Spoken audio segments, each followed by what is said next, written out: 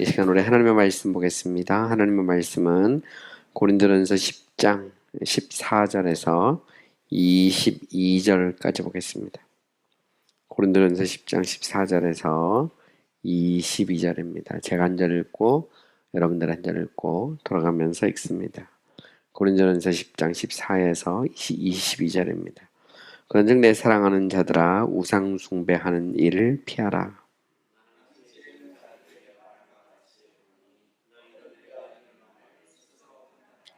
우리가 축복하는 바 축복의 자는 그리스도의 피에 참여함이 아니며 우리가 떼는 떡은 그리스도의 몸에 참여함이 아니냐.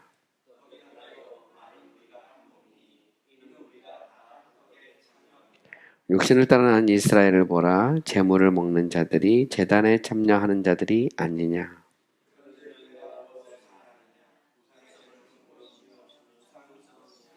모든 이방인이 제사하는 것은 귀신에게 하는 것이요 하나님께 제사하는 것이 아니니 나는 너희가 귀신과 교제하는 자가 되기를 원하지 아니하노라.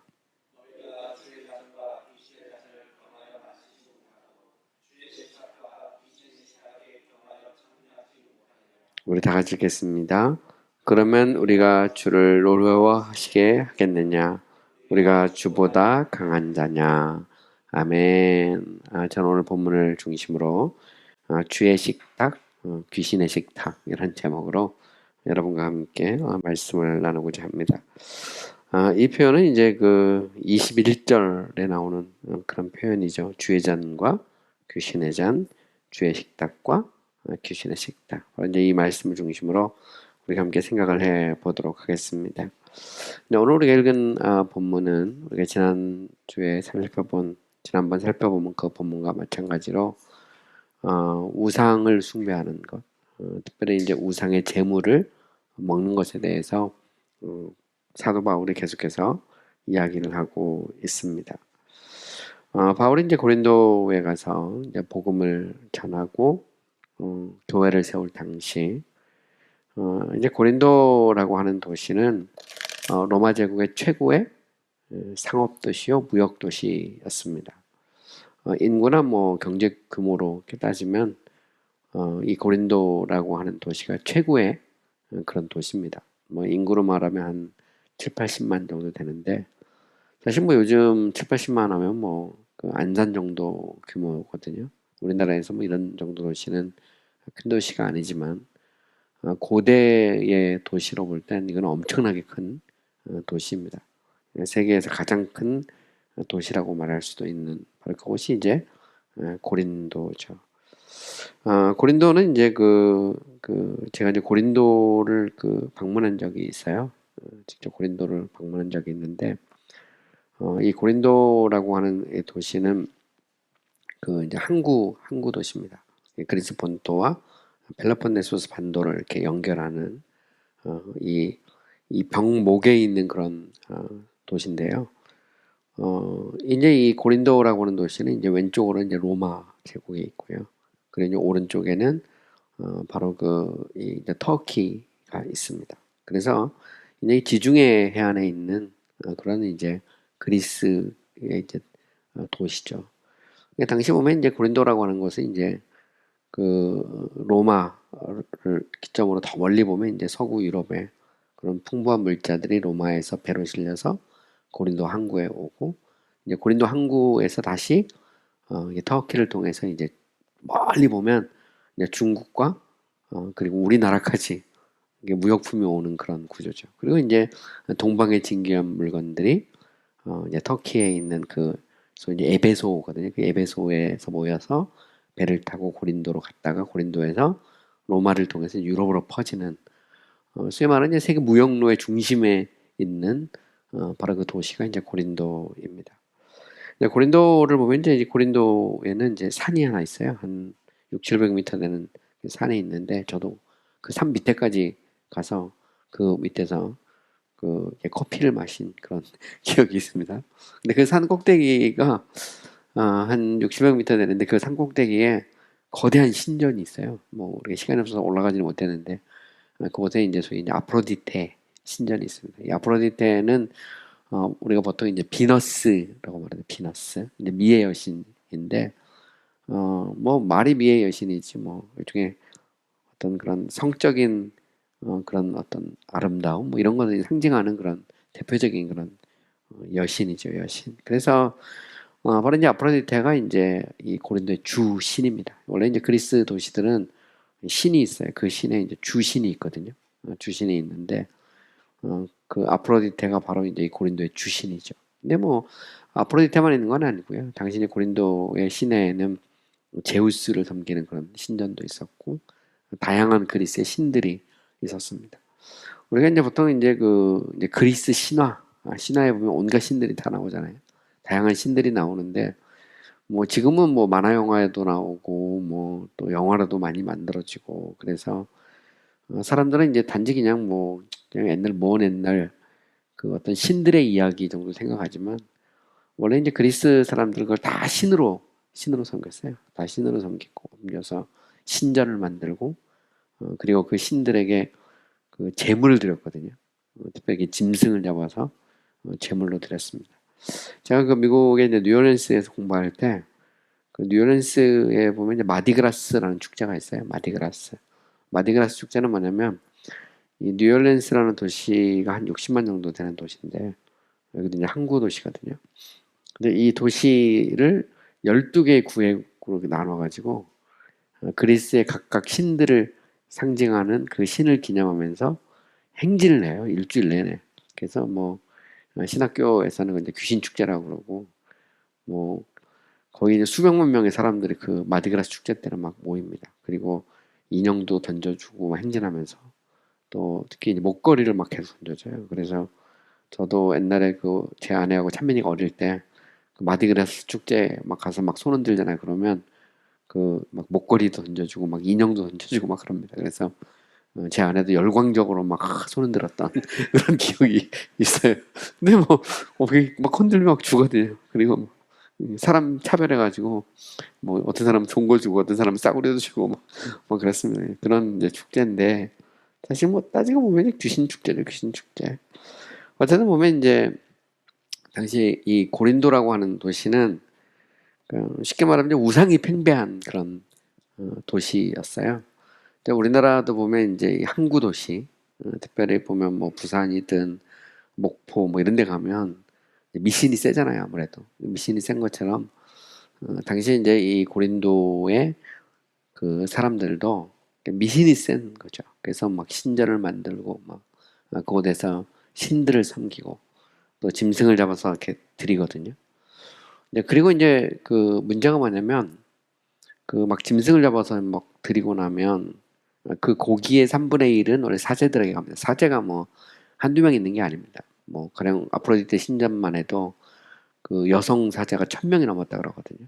그래서 그 사람들이 밤이 되면 전부 산에서 밑으로 내려와서 몸을 팔죠. 뭐 이제 그런 도시가 이제 그 고린도입니다. 그래서 고린도스럽다 이런 표현은 이제 어떤 성적인 어떤 것을 의미하는 그런 표현으로 사용될 만큼 고린도라고 하는 도시는 종교적이고 또 음란하고 또 그러면서도 또 막 돈이 많은 그죠? 그래서 옛날에 뭐 우리나라도 보면 돈 많은 곳은 뭐 개도 이렇게 10,000원짜리 물고 다닌다고 하잖아요. 그것처럼 아마 고린도에 있는 개들도 10,000원짜리 입에 이렇게 물고 다니지 않았을까 생각하는 당시 로마 제국 최고의 이제 부유한 도시죠. 모르겠습니다. 이 안산도 이제 우리나라 몇 개 안 되는 자족 도시인데 안산 개들도 이렇게 10,000원짜리 물고 다니는 건 아닌가 이런 생각도 해보는데 어쨌든 보면 뭐 그만큼 이제 여기도 이제 일종의 자족이 되는 자급 도시 중에 하나죠. 어쨌든 이제 고기를 그 이게 우상 제물로 바치면 이제 3분의 1은 이제 사제들에게 가는 거고요.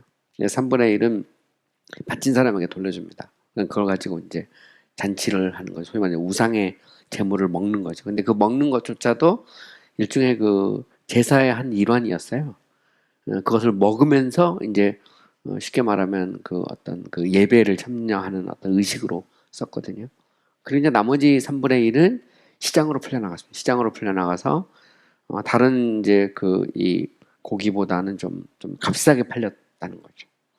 이런 면에서 이제 그 바울이 이제 이런 도시에 가서 복음을 전했으니까 우상이 팽배하고 고기를 이들이 그 짐승을 잡아서 바치고 또 그 짐승을 그 예배의 일환으로 먹고 또 그것이 이제 시장으로 막 흘러 들어가서 사람들이 그것을 이제 매매할 수 있는 그런 도시거든요. 그러니까 우상의 재물을 먹는 것이 어떻게 보면 그들의 삶의 어떤 일부와 같은 신전에 가서 재물 드리고 또 그 우상의 재물을 먹고 또 밖에 시장 가서 또 사서 그 고기를 먹고 이런 게 이제 아주 어떻게 보면 어떤 삶의 어떤 일부 같은 그런 도시죠. 네, 이런 것은 이제 사실 보면 오늘 우리들에게도 해당될 수 있죠. 우리 대한민국 땅에서 과연 이제 우리가 그런 고린도에서 어떻게 이제 고린도인들이 이제 신앙생활을 할 것인가 이런 문제가 여기에 이제 바울이 다루고 있는 문제고 오늘 이제 우리도 마찬가지. 오늘 대한민국이란 나라가 기독교 국가는 아닙니다. 우리는 뭐 그 다종교 국가고 또 종교의 자유가 우리에게는 있어요. 그래서 우리가 보면 막 사이비 종교애들 보면 저런 걸 왜 내버려두나 그러지만 종교의 자유가 엄연히 있는 그런 나라입니다. 반인류적이거나 법을 어기지 않는다면 뭐 그 종교로 갖는 거에 대해서 자유롭죠. 또 우리의 이제 전통적인 어떤 불교나 또 유교적인 어떤 사상도 굉장히 뿌리가 깊은 그런 나라입니다. 요즘에는 뭐 좀 덜하지만 저 같은 경우도 어릴 때 보면 이렇게 무당이 굿하고 이런 걸 너무 쉽게 주변에서 볼 수 있었거든요. 주변에서 그리고 동네에서도 어느 한 집에 굿하면 떡 다 돌리거든요. 떡을 돌립니다. 보면. 그래서 우리 집도 떡 얹고 그러면 그걸 먹어야 되느냐 말아야 되느냐 할 때 저희는 이제 감사하고 기도하고 먹고 뭐 버릴 수도 없는 거고요. 어쨌든 온 동네 떡을 다 돌려요. 그게 삶의 일부거든요. 비슷한 문제죠 보면 우리가 교회 다니는데 이게 이제 무당이 굿했던 떡이라는 걸 아는데 그 떡을 먹어야 되느냐 이런 문제가 여기 고린도 문제하고 똑같은 문제입니다. 요즘에는 뭐 그런 일은 별로 없죠. 뭐 굿해서 떡 돌리는 일은 없지만 제가 어릴 때만 해도 뭐 시골 동네에 가면 그런 일이 비일비재했어요. 심지어는 제가 대전에 있을 때 고등학교 대전에서 나왔는데 이렇게 좀 산동네 살았거든요. 그 동네도 뭐 매일 하여튼 하여튼 그 무당 굿하는 게 그거 뭐 매주마다 한 건씩 있어요. 막 보면 그런 일들이 막 너무 많고 서로 친하고 그러면 끝나고 나면 떡 돌리고 막 이런 게 이제 어떻게 보면 문화죠, 문화. 물론 이제 요즘은 이제 그런 것보다는 이제 어떤 우상의 재물의 문제보다는 어떤 세속주의가 이제 더 큰 문제죠. 사실 보면 돈이 우상이고 또 뭐 심지어는 어떤 과학이 우상이기도 합니다. 사실 따지고 우리가 이제 과학이라는 것을 너무 쉽게 생각하지만 과학도 우상이 될 수 있어요. 얼마든지. 뭐 서구 역사는 그거를 명확하게 보여주거든요. 18세기에는 과학의 시대, 소위 이성의 시대인데 결국 그들이 과학이라는 것 갖고 성경을 재단했거든요. 그래서 성경 속의 초자연적인 역사를 믿지 않고 하나님이 어딨냐 그랬거든요. 나중에 그게 이제 결국 1차 세계대전, 2차 세계대전까지 우리 한반도가 이제 전쟁에 휘말리는 거기까지 다 연결이 되는 겁니다. 사실 보면 이 과학 만능주의는 굉장히 위험하죠, 우리가. 상식과 과학을 어느 정도 받아들이지만 과학이 마치 모든 것인 것처럼 생각하면 이거는 뭐 돈하고 똑같습니다. 우리가 돈을 우상으로 섬기는 것처럼 인간의 이성 그리고 어떤 인간의 이성의 결정판이라고 말하는 어떤 과학의 유산, 과학을 너무 이제 맹신하면 심각한 문제가 생기죠. 그래서 보면 이제 오늘 같은 경우는 이제 우리는 세속주의하고 사실은 싸우는 거죠. 사실 보면 왜냐면 요즘 사람들은 뭐 내가 곧 신이다, 돈이 신이다 이런 거 많이 보고요. 제가 이제 영국에 공부할 때는 아버딘이라 그러는 도시도 항구 도시거든요. 옛날에는 뭐 영국은 뭐 거의 다 기독교인이었는데 그 교수님들이나 성도님들 얘기하는 거 보면 한 20년 제가 유학할 때만 해도 20년 전만 해도 주일날 가게 문 여는 데가 없었대요. 다 교회 가기 때문에. 근데 제가 유학할 때만 해도 기독교인의 퍼센테이지가 3% 정도 됩니다. 3%. 그들에게서는 돈이 신이고요. 또 축구가 신이죠. 축구가 신인데 아예 그냥 돌아다니다 보면 큰 현판으로 Football is our religion 이렇게 써 있어요. 그러니까 축구는 우리의 종교다. 어떻게 써 있습니다. 아예 현판에.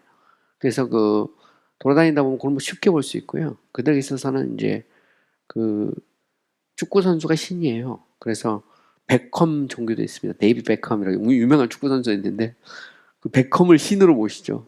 사실 뭐 일본 사람들 그렇지 않습니까? 일본 사람들도 뭐 별의별 걸 다 신으로 모십니다. 일본 일왕부터 시작해가지고 뭐 유명한 연예인이나 죽은 그런 군인들 뭐 이런 사람들 신사라는 게 다 그거거든요. 죽은 영혼을 신으로 섬기는 거죠. 거기다 대고 뭐 일본의 그 이 수상이 지금도 공물을 바치는 것은 그 신들에게 바치는 그런 의미가 사실은 그 속에 들어 있어요. 그들 안에.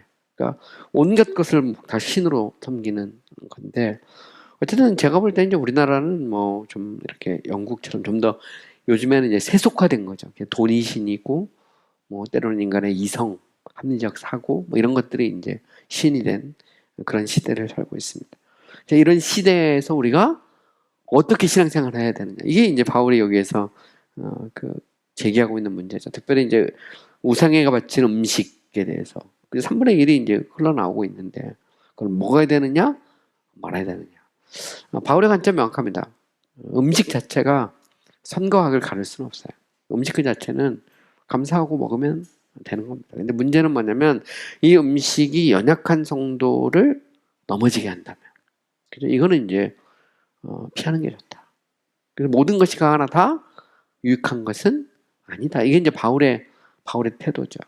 또 심지어 신전에 가서 이제 음식을 먹는 거. 이거는 이제 조금 좀 더 이제 뭐라 할까요? 어떤 이제 우상 숭배에 가까운, 그래서 우상 숭배에 해당하는 일이죠. 왜냐면 이제 당시 그 고린도 사람들은 신장 가서 뭐 늘 제사 드리고 그 음식을 먹는 게 어떻게 보면 삶의 일부거든요. 그런데 당시 고린도 교회 성도들 중에서도 늘 그랬으니까 예수 믿고 나서 그걸 딱 끊지 않고 뭐 고기 사서 먹는 거를 넘어서서 아예 그냥 이렇게 신전에 가서 같이 음식을 먹는 거.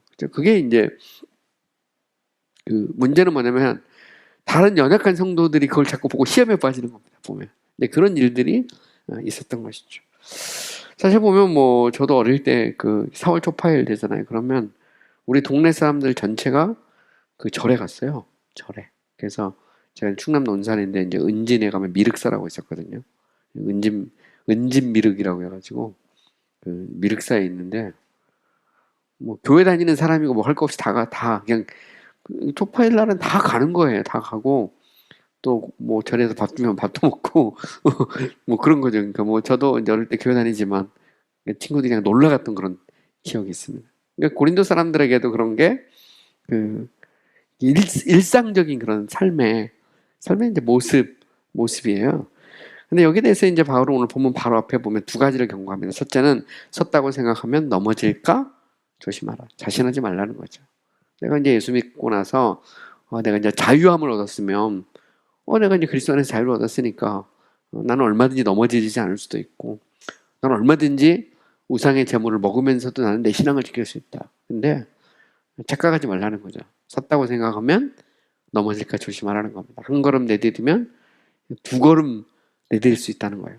그래서 여기 대해서 이제 바울이 이제 권면하죠. 두 번째는 뭐냐면 우리가 이제 이 세상에서 살다 보면 수많은 시험에 빠지는데 이 시험이라고 하는 것도 결국 하나님이 다 통제하고 있다는 거예요. 그래서 감당치 못할 시험 당함을 허락하지 아니하시고 시험 당할 쯤에 피할 길을 주셔서 능히 이기게 하신다. 그러니까 그거를 타협하지 말고 시험이라고 느끼면 하나님께 의지하고 그리고 그것을 이기려고 해야지.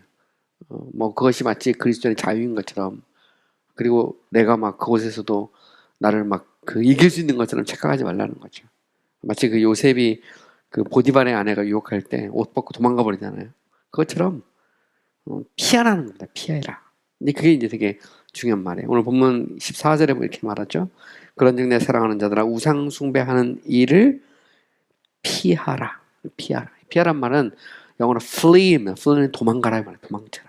요셉이 이 보디발의 아내가 유혹하니까 옷 벗고 도망친 것처럼 도망가라 이렇게 말하는 거죠. 왜냐하면 네가 스스로 섰다고 생각하지만 얼마든지 넘어질 수 있다. 그리고 하나님이 이기게 한다는 거예요. 힘 주신다는 거죠.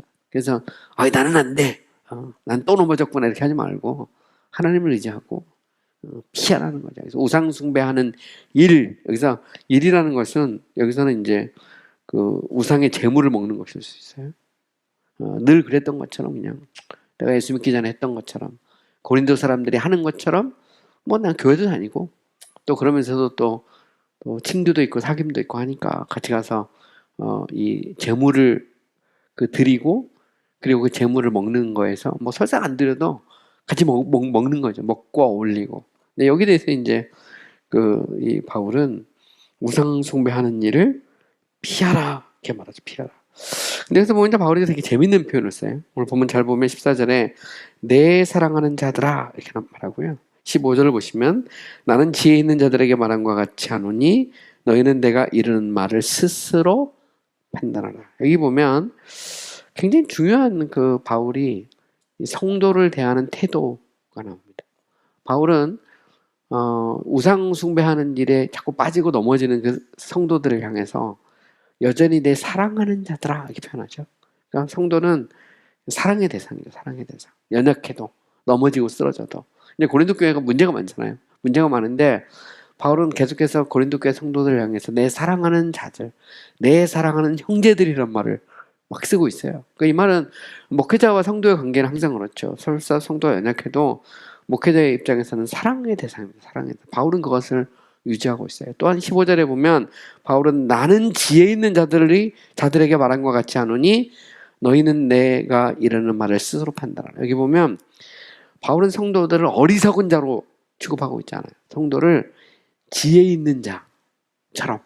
그리고 내가 말하니까 너희들은 내 말을 따라야 돼. 그게 아니고 여기서 보면 스스로 좀 판단을 해봐라. 생각해봐라. 이렇게 말하고 있는 것을 볼 수 있죠. 이것은 당시 바울이 성도를 이게 지혜 있는 자처럼 그러면서 그들로 스스로 생각하도록 하게 하는 것을 볼 수 있죠. 이거는 사실 이제 교회 안에서 연약한 성도들을 대할 때 우리가 가져야 될 기본적인 자세이자 태도죠. 야, 네가 뭘 한다고 그래? 이러면 이게 이제 심각한 문제가 되죠. 네가 뭘 한다고 그래? 바울은 그렇게 표현하고 있지는 않아요. 내 사랑하는 자들아, 내가 지혜 있는 자에게 말함과 같이 말하노니 스스로 좀 생각을 해봐라. 그러니까 쉽게 말하면 성도를 존경하고 성도가 스스로 판단하게 하는 거지. 야, 너희들은 몰라. 너희들 알면 얼마나 알겠어. 응? 그러니까 너희들은 내 말을 들어야 돼. 이런 식의 어떤 상당히 고압적인 자세가 아니라는 것이죠. 저는 이제 요즘 이제 뭐 그렇게 국가가 특별히 대통령이나 혹은 뭐 이렇게 내각이나 이렇게 여당 국회의원들이 국민을 대하는 태도, 정치 입장을 떠나서 저는 굉장히 문제가 있다고 느끼고 있거든요. 가령 뭐 과학도 상식도 모르는 사람들이라든가 1 플러스 1도 모르는, 그죠? 1 플러스 1이 2라는 걸 모르고 100이라고 생각하는 사람이라도 굉장히 무시하는 그런 표현이거든요. 그죠? 뭐 혹은 아니면 뭐 이게 공산 뭐 전체주의로 말 쓰는데 거기에 미혹돼가지고 속고 있는 사람들이라든가. 근데 사실 이것은 굉장히 모욕적인 말입니다. 국민을 향해서. 너희들은 몰라. 그죠? 우리가 하라는 대로 그대로 해. 과학도 상식도 모르는 사람이잖아. 이거는 굉장히 위험한 태도입니다. 위험한 태도. 국민을 모욕하는 거죠. 사실 보면. 저는 뭐 정치의 성향을 떠나서 이거는 이런 태도는 굉장히 정치가가 가지면 안 된다. 선거할 때만 나는 당신의 종입니다. 그리고 바로 끝나자마자 너희들은 내가 하는 말 그대로 다 들어야 되고 내가 말하는 대로 안 하면 너희들은 바보 멍청이고 이렇게 가면 너희는 내 말을 들어. 이게 이제 되게 위험하죠. 위험해. 하다못해 여러분 가정도 그렇습니다. 가정도. 아빠가 아내나 혹은 아니면 아이들에게 너희들은 몰라. 아빠가 말하는 게 법이야 그러면 가정이 콩가루 되는 거죠. 요즘엔 어린이들도 그렇게 하면 야 네가 뭘 한다고 그래 그러면 어린이들도 싫어합니다. 보면 아빠는 그러면서 이제 막 튀어. 사실 그렇잖아요. 가정조차도 그러면 안 되거든요. 서로가 존중하고 들어주고 뭐 모르면 조금 이렇게 가르쳐 줄 수도 있고 안 되면 설득도 해야 되고 그런 과정이 있는 거죠. 회사도 마찬가지입니다. 회사에서도 상관이 너희들은 몰라 그렇게 막 해버리면 누가 그 상관의 말을 따르고 그 회사가 운영이 되겠어요. 그러니까 사실 보면 굉장히 모델이 좀 안 좋은 모습을 제가 요즘 보거든요. 그래서 이거면 정치적인 얘기를 하는 게 아니고 태도면 태도. 바울을 잘 보면 고린도 교회 성도들이 문제가 있어요. 넘어지고 연약합니다. 근데 바울은 뭐라고 말하냐면 내가 너희를 지혜로운 자들을 대하는 것처럼 대한다. 스스로 생각을 해봐라. 이 말은 바울은 그들을 존중하고 있죠. 여전히 사랑하는 그 형제요 자매로 그들을 대하고 있는 걸 볼 수 있어요. 여기서 이제 우리 그리스도인이 사람을 대하는 그런 어떤 태도 같은 것을 우리가 볼 수 있죠. 그러니까 교회도 목회자가 성도를 존중하지 않으면 뭐 그 교회가 어떻게 되겠어요? 저는 여러분들을 존중합니다. 보면 항상 보면 그게 기본이거든요. 기본. 그죠? 성도들도 마찬가지입니다. 장로님들이 우리 그 성도들 연약한 청년들 보고 야 니들이 뭐라 그러면 청년들이 따라오겠어요. 엉망진창되는 거죠. 근데 서로가 존중하는 모습을 보이는 겁니다. 바울은 이 우상과 관련된 문제에 있어서도 그냥 야 이거는 그냥 마귀의 일이고 너희들이 그러면 이건 안 돼! 이런 입장보다는 스스로 좀 잘 생각해봐라. 뭐가 옳은지. 그러면서 그들에게 존중하고 있는 것을 볼 수가 있죠.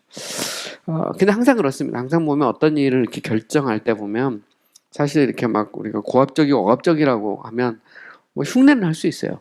그렇지만 마음이 안 가는 거거든요. 근데 중요한 건 마음이 움직이는 거죠. 이게 성령의 역사거든요. 항상 그래서 서로를 존중할 때 성령께서 역사하죠. 왜냐하면 성령은 거룩의 영이고 성령은 인격이거든요. 근데 인격이신 하나님의 역사죠. 이게 사이비 종교와 정통 기독교의 차이가 바로 여기에 있는 거예요. 사이비 종교는 목사가 뭐 완전히 신입니다. 신. 말하면 니들이 뭘 알아 그러면서 영지주의라는 것은 심지어는 니들이 아는 어떤 모르는 신적 지식을 갖고 있다는 게 영지주의거든요. 그래서 너희들은 모르는 뭔가 나만이 알고 있는 뭐가 있다. 이게 다 이제 그 사이비성이 노후한 지도자가 갖고 있는 전형적인 그런 패턴이거든요. 근데 바울은 전혀 그렇게 하고 있지 않아요. 연약하고 실수하고 넘어지는 그 성도들 향해서 내 사랑하는 자들아, 내가 지혜로운 자들을 대함같이 내가 말하는 스스로 판단하라. 얼마나 인격적이고 얼마나 여기에서 그 바울이 성도를 존중하고 있는 그런 모습을 보여줍니까? 그러면서 이제 바울은 16, 17절에 보면 이제 주의 만찬에 대한 얘기를 먼저 얘기하죠. 만찬. 그래서 우리가 축복하는 바 축복의 자는 그리스도의 피에 참여함이 아니며 우리가 떼는 떡은 그리스도의 몸에 참여함이 아니냐.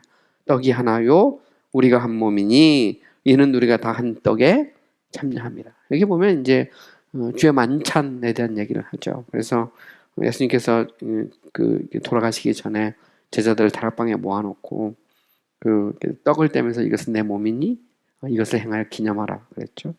또한 잔을 이렇게 주시고 이것은 내가 너희를 위한 피니 이것을 마실 때마다 나를 기념하라. 그래서 주의 만찬이라고 하는 것이 이제 그 기독교의 그 2대 규례 중에 하나입니다. 하나는 이제 우리 침례교는 침례라고 부르는데 저는 침례 혹은 뭐 세례. 그다음 또 다른 하나가 주의 만찬이죠. 가톨릭에서는 칠성례가 있어요. 칠성례. 칠성례가 뭐 심지어는 뭐 결혼, 사제서품 이런 거 다 이제 칠성례인데 다 그것도 의미가 있거든요. 의미가 있는데 어쨌든 보면 종교개혁 이래로 개신교 신학자들은 성경에는 딱 두 가지가 있다. 왜냐하면 직접 명령하신 게 두 가지가 있는데 하나는 이제 침례 혹은 뭐 세례라고 말하고 또 다른 하나는 이제 주의 만찬, 만찬이죠. 그래서 바울은 여기서 이제 바로 이제 주의 만찬을 얘기하는 겁니다. 만찬에 대한 해석도 여러 가지가 있어요. 가톨릭에서는 이제 화채설이라고 해서 이 사제가 corpus Christi, 그리스도의 몸이라고 딱 말하는 순간 진짜 그리스도의 몸이 된다는 거거든요. 그래서 이거를 이제 성례전적인 그런 예배, 성례전적인 의식이라고 보통 말하는데 가톨릭에서는 항상 쭉 서가지고 이렇게 과자 같은 거 하나씩 주거든요. 근데 그게 사제는 가톨릭에 생각하는 사제와 목사는 다릅니다. 왜냐하면 가톨릭에서 말하는 사제는 그 말을 하는 순간 그 떡이 그리스도의 몸으로 바뀌는 어떤 그런 권세, 어토리티를 줬다는 그런 의미를 갖고 있어요. 개신교는 말이 안 된다고 생각하는 거죠. 어쨌든 보면 어떻게 떡이 정말 그리스도의 몸이 되느냐 여기 대해서 이제 문제를 제기한 겁니다. 그래서 개신교는 이제 화채설을 인정하지 않죠. 오히려 이제 개신교에서는 이제 루터교회는 소위 말하는 공제설이라는 게 있어요. 이 말은 꼭 그 떡이 그리스도의 몸으로 변하진 않지만 그리스도께서 그 떡 가운데 임재한다는 겁니다. 임재. 그 떡 가운데 임재한다. 그래서 떡 안에 혹은 떡 위에 또 떡 옆에 그래서 그 떡과 함께 자신의 그 그것이 특별히 이제 인성을 드러낸다 규정하거든요. 그래서 소위 말하는 이제 공제설이죠. 그래서 루터교회 영향을 받은 교회들은 매주 성찬합니다. 그래서 항상 그들이 생각할 땐 두 가지를 생각하는데, 하나는 말씀을 먹고 그리스도를 먹는 거거든요. 이제 이거는 상당히 이제 카톨릭의 화채설하고 좀 비슷하다고 생각해서 예를 들어 칼빈이나 혹은 나는 이쪽 개혁주의 쪽에서는, 개혁교회 쪽에서는 그거를 이제 안 받아들였어요. 오히려 이제 그보다는 개혁교회는 크게 두 가지입니다. 칼빈은 영적 임재설인데, 떡을 마실 때 그리스도께서 실제로 우리 가운데 임재하신다는 소리는 좀 영적 임재설이고요. 찌빙글리 같은 종교학자는 그건 아니고 이것은 그리스도의 살과 피를 기억하라는, 소위 말하는 이제 기념설을 주장하죠. 침례교는 역사 속에서 영적 임재설과 기념설이 둘 다 공존했어요. 그러다가 어느 시점에 가면 이제 영적 임재설은 사라지고 이제 주로 이제 기념설 쪽으로 주로 이제 이야기합니다. 그래서 성찬이라는 것은 주님이 나를 위해서 피 흘리신 거, 그죠? 바로 그것을 이제 기념하는. 왜냐면 이것을 행할 때마다 나를 기념하라 그랬다. 이 기념에다 액센트를 딱 두는 거죠. 기념이란 말은 remember, 기억하는 겁니다. 그래서 성찬을 통해서 주님의 그 살과 피를 기억하는 거죠. 나를 위해서 피 흘리시고 나를 위해서 죽으신 주님을 기억하는 겁니다. 그래서 이제 우리 소위 말하는 이제 기념설을 이야기하지만, 좀 더 이제 칼빈적인 사고에 좀 더 가까운 분들은 임재설 쪽으로 더 가 있어요. 더 나가면 루터처럼 이제 공제설을 주장하기도 하고. 그래서 요즘 뭐 성공회도 보면 항상 성공회는 매 주마다 성찬을 합니다. 그래서 성공회 의식도 설교를 통해서 말씀을 먹고 성찬을 통해서 그리스도의 몸을 먹는다는, 그거 소위 이제 영적 임재설에 기초한 그쪽을 좀 더 강조하는데, 어쨌든 뭐 침례교회는 대부분 장로교회가 됐든 침례교회가 됐든 감리교회가 됐든 대부분 개신교도들은 오히려 그보다는 이제 이제 기념설을 주장하죠. 그래서 예수 그리스도의 살과 피를 기억하고 기념하는 겁니다. 근데 바울은 여기에서 이 소위 말하는 이제 주의 만찬과 이제 우상 숭배, 우상의 제물을 드리고 먹는 것과 이제 이렇게 비교를 하고 있어요. 비교를. 왜냐면 이제 당시 이미 제가 이야기했듯이 제물을 드리는 곳에 같이 참여해서 같이 이제 음식을 먹는 이제 그리스도인이면서 이제 여기에 대한 이제 문제가 된 거죠. 왜냐면 사실 그것도 피해 제사거든요. 당시 이 유대인들이나 혹은 이방 사람들 생각할 때 예수 믿는 사람들도 피를 먹고 마신다고 생각했거든요. 그것이 상징하는 게 바로 이제 그 성찬, 주의 만찬이거든요. 그러니까 바울이 여기에서 그래서 주의 식탁과 주의 만찬과 소위 말하는 이제 우상에게 제물을 드리고 그 음식을 먹는 것을 대조하고 있는 거죠. 그러면서 바울은 이제 명확하게 말합니다. 18절, 19절에 보면 육신을 따라 난 이스라엘을 보라, 제물을 먹는 자들이 제단에 참여하는 자들이 아닐 때 보면 이스라엘 사람들이 그 제물을 먹거든요. 그것도 예배의식 중 하나라는 그 말입니다. 자, 19절 보시면 그런즉 내가 무엇을 말하느냐? 우상의 제물은 무엇이며 우상은 무엇이냐? 무릇 이방인이 제사하는 것은 귀신에게 하는 것이요 하나님께 제사하는 것이 아니니 나는 너희가 귀신과 교제하는 것이 자가 되기를 원하지 아니하노라. 21절 보시면 너희가 주의 잔과 귀신의 잔을 겸하여 마시지 못하고 주의 식탁과 귀신의 식탁을 겸하여 참여하지 못하리라. 여기 보면 바울이 이제 되게 흥미로운 이야기를 하죠. 그러니까 우상의 제물을 먹는 것은 단지 그냥 음식을 먹고 교제하는 것을 넘어서서 일종의 제사 의식이 포함되어 있다는 겁니다. 과거에 구약의 그 성도들이 짐승을 잡아서 하나님 앞에 희생 제사를 드릴 때 이제 그걸 먹거든요. 그걸 먹는다는 것도 제사에 참여하는 거라는 거죠. 그것처럼 우상의 제물을 먹는 거, 그것도 참여하는 겁니다. 시장에 나온 거는 이게 뭐 제물로 드려진 건지 안 드려진 게 잘 모르니까 양심의 꺼리낌 없이 먹을 수도 있어요. 그런데 이것을 좀 넘어서 좀 더 구체적으로 신전에 가서 같이 그 우상의 제물을 먹는 것은, 그거는 이제 우상 숭배하는 일에 속한다는 겁니다. 그래서 너희가 주의 식탁에 참여하면서 어찌 귀신의 식탁에 참여하게 하느냐. 결국 우상에게 제물을 드리는 것은 귀신에게 드리는 거라고 생각하는 것이죠. 그래서 성경적 관점은 둘 중에 하나입니다. 하나님 아니면 귀신이죠. 그래서 결국 그 우상 숭배 그 이면에는 귀신을 섬기는 것이 있다는 겁니다. 사실 보면 뭐 무당들도 굉장한 어떤 신적 능력을 이렇게 보여줄 때가 있어요. 심지어는 뭐 격두를 타기도 하고요. 또 제가 어릴 때 제가 지금도 기억나는데 저희 집 그 앞에 그 사는 아주머니가 계셨어요. 그 딸애가 저하고 같은 이런 그 같은 나이의 애인데 그 미옥이라고. 근데 그 아주머니가 이게 신이 들렸어요. 신이 맨날 아프고 뭐 그러셨는데 신기가 들려서 드디어 이제 그 내림굿을 했거든요. 내림굿을 하는데 뭐 이제 시골 동네니까 저희 어머니가 바느질을 했어요. 바느질 했는데 그 이제 동자 귀신이 들려가지고 이 색동 색동으로 해서 귀신이 타고 오는 거 있잖아요. 그걸 만드는 건데 저희 어머니가 바느질이 그걸 만들어 주셨어요. 뭐 우리 어머니 그때만 해도 교회 안 다닐 때고 저는 이제 교회 다니고 그럴 때인데 저는 그거 붙잡고 제가 기도했거든요. 귀신이 내리지 않게 해주시옵소서. 초등학교 다닐 때도 붙잡고 기도했는데 어쨌든 뭐 제 기도와 관계없이 나중에 들리는 말에 이게 이제 내린구 할 때 그 천이 갑자기 딱 뜬대요. 이렇게 밑에서부터 위로. 되게 신기하죠. 마치 그 선풍기 바람으로 쫙 뜨는 것처럼 그게 내린구 할 때 쫙 뜬다거든요. 신적인 거죠. 굉장히 보면 초자연적인 건데 사람들이 깜짝 놀라는 거죠. 그게 막 그냥 뜨니까 보면 뭔가 있긴 있는 거예요. 그죠? 우리 이제 그거를 이제 귀신이 한다고 그러죠. 사실 뭐 귀신도 우리가 정통 기독교의 타락한 천사로 보니까 굉장한 능력을 가지고 있잖아요. 천사가 하룻밤에 뭐 18만 5천 명도 죽일 만큼 강력한 능력을 가지고 있으니까 뭐 그런 일들이 일어날 수 있고요. 소위 말해 엑소시즘이라는 뭐 그런 것들이 이제 얼마든지 일어날 수 있는 거죠. 그래서 뭐 그거는 뭐 그렇다고 치고 어쨌든 보면 우리가 여기에서도 보면 두 가지가 명확하게 나옵니다. 그게 주의 식탁과 귀신의 식탁. 우리가 주의 만찬을 하는 것은 하나님의 명령을 따라서 주님의 살과 피를 기억하고 기념하는 것이죠. 이거는 하나님이 허락하신 것입니다. 그런데 이 주의 만찬에 참여하는 사람들이 또 우상에 전에 바친 음식을 함께 먹는 것, 그거는 귀신의 식탁에 참여하는 것이다. 바로 명확하게 선을 긋는 거죠. 그러면서 오늘 본문 마지막 22절에 보면 그러면 우리가 주를 노여워하시게 하겠느냐?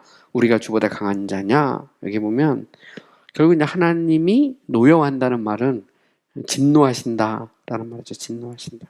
결국 하나님과 우상을 동시에 섬기는 것. 그것은 하나님이 진노하시는 것이죠. 여기 대해서 이제 바울은 이미 앞에서 보면 이야기를 했어요. 이스라엘 백성이 그 모세가 시내산에서 계명을 받아 율법을 받으러 갔을 때 금송아지 섬기다가 그죠? 레위인의 3,000명이 죽는 일이 일어나죠. 또 시딤에서 이스라엘 백성들이 이방 여인을 맞아들이고 그들과 함께 바알을 섬겼다가 그 23,000명이 죽는 일이 일어나기도 하고요. 또 그 이스라엘 백성이 이제 호르산에서 에돔 강야를 이렇게 우회하게 시킨 하나님께 원망하다가 불뱀에 막 물려 죽는 사건도 일어나고 고라와 다단과 아비람과 온이 모세와 아론에게 데려가다가 막 지진이 나서 땅이 갈라지고 막 불이 그들을 삼키는 그 일에 대해서 이미 바울은 얘기를 했거든요.